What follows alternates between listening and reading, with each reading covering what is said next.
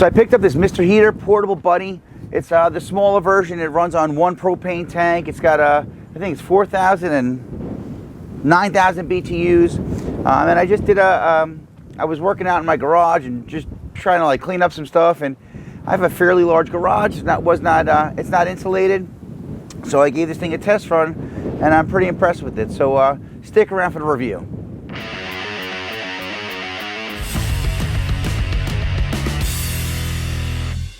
What's up, Warriors? This is Kiyoshi Dave Herman with 5 Elements Tactical Training, here to share with you some warrior skills and drills that anyone can learn and everyone should know.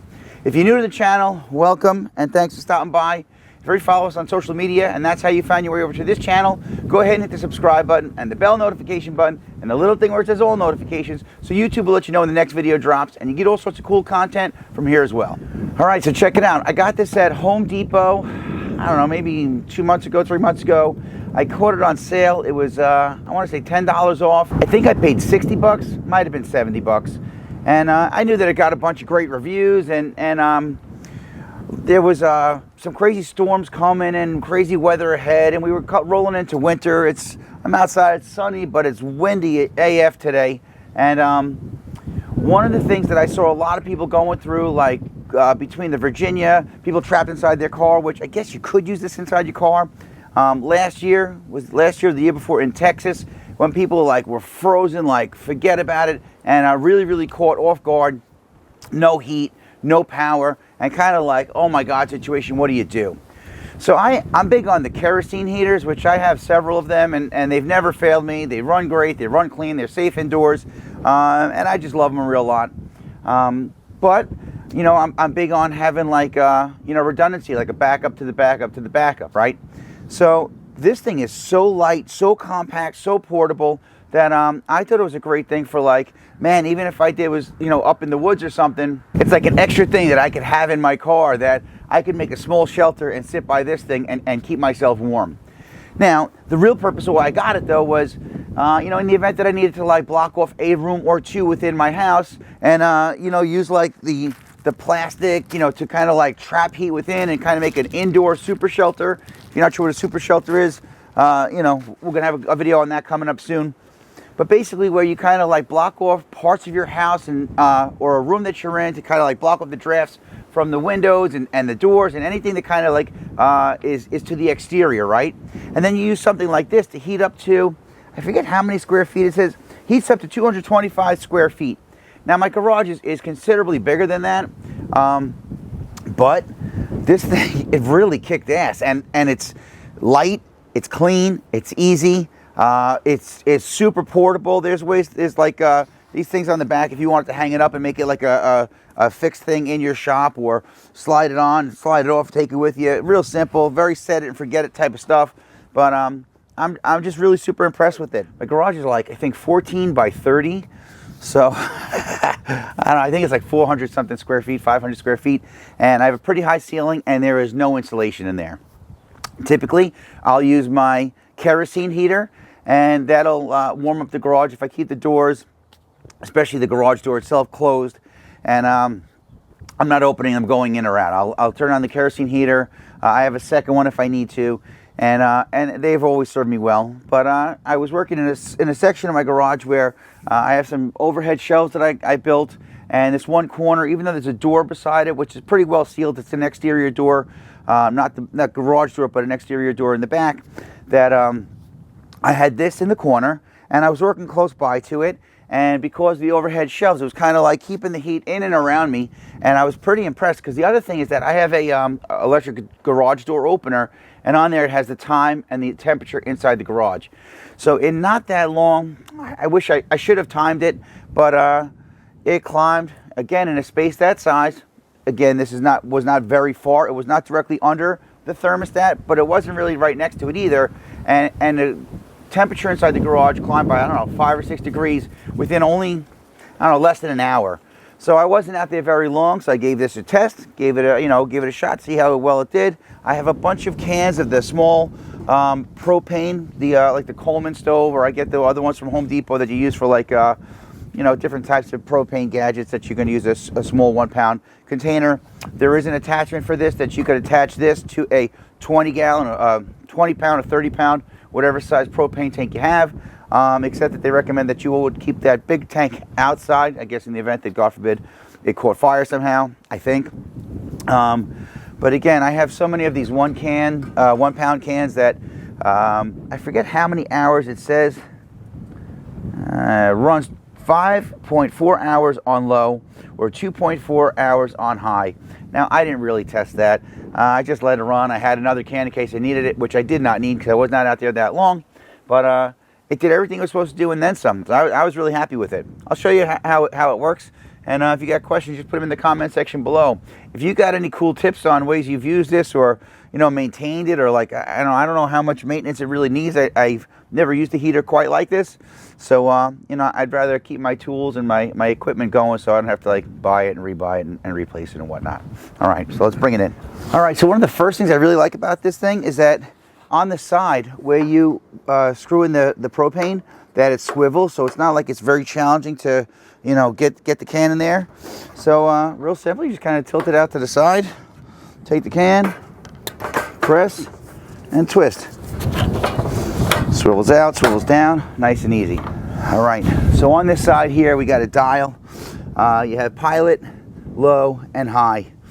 And basically, in case you can't read what it says, is push knob to ignite the pilot. After lit, hold it for 30 seconds. Release it and turn it to the desired setting.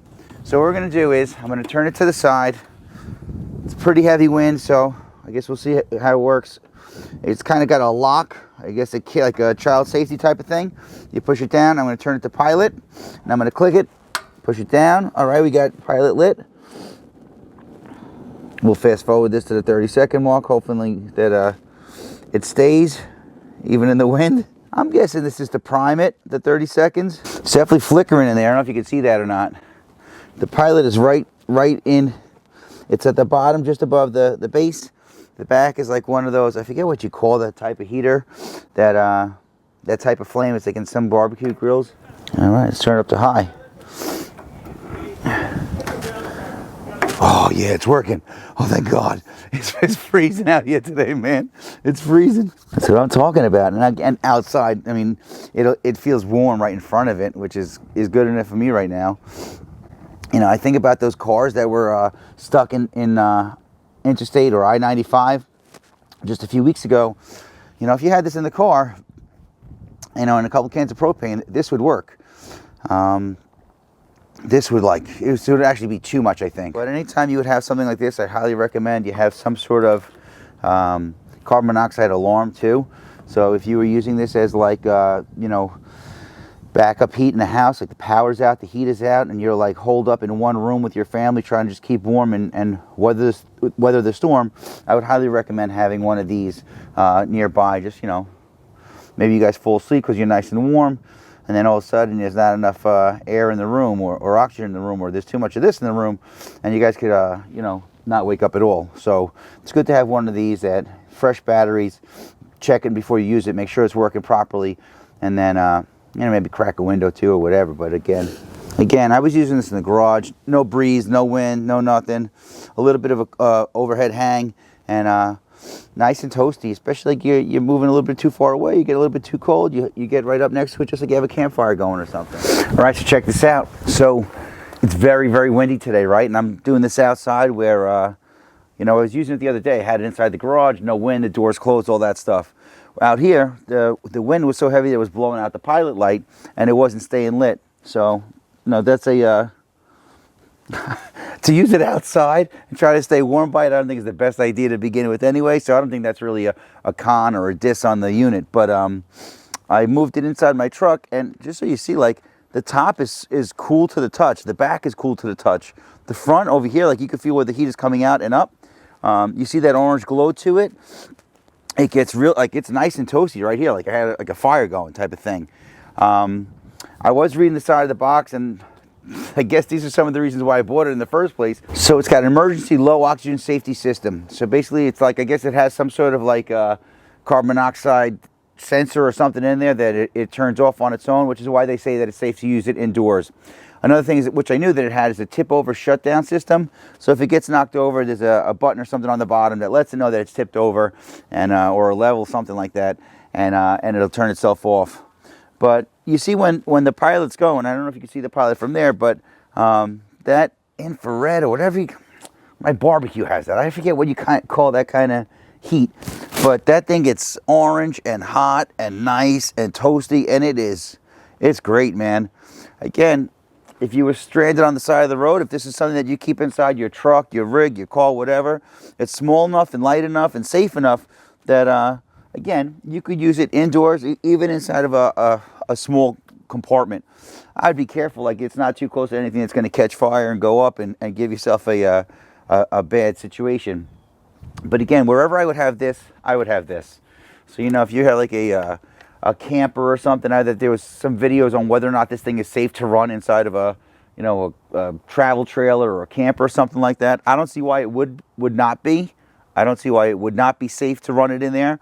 Again, so long as you are next to it and monitoring it, and that you have something like this in the event that you fall asleep while this thing is going, you don't want to keep yourself and your family safe.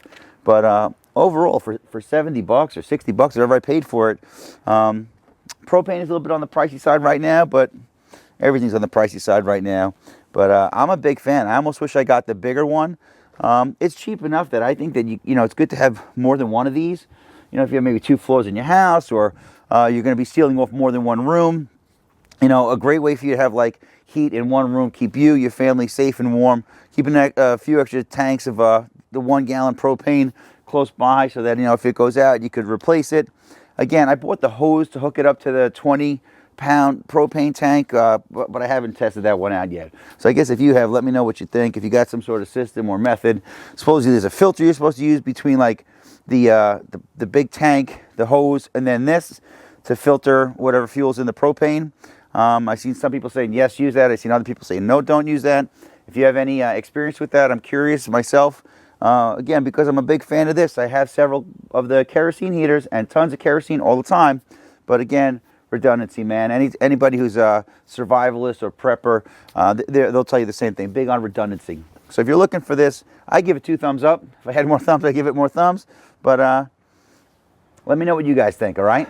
If you made it this far and you like what I'm teaching and preaching, go ahead and give me a thumbs up and like this video. If you're loving it, go ahead and hit that subscribe button. If you got to have it, make sure you hit the bell notification and the little thing where it says all notifications, so YouTube will let you know when the next video drops. If you're really digging it and you want more, you can find me on all social media platforms at 5 Elements Tactical. That's all I got for now, warriors. So until our paths cross again, pray for the best, prepare for the rest. I'm Kiyoshi Dave Herman with 5 Elements Tactical Training. Thanks for watching.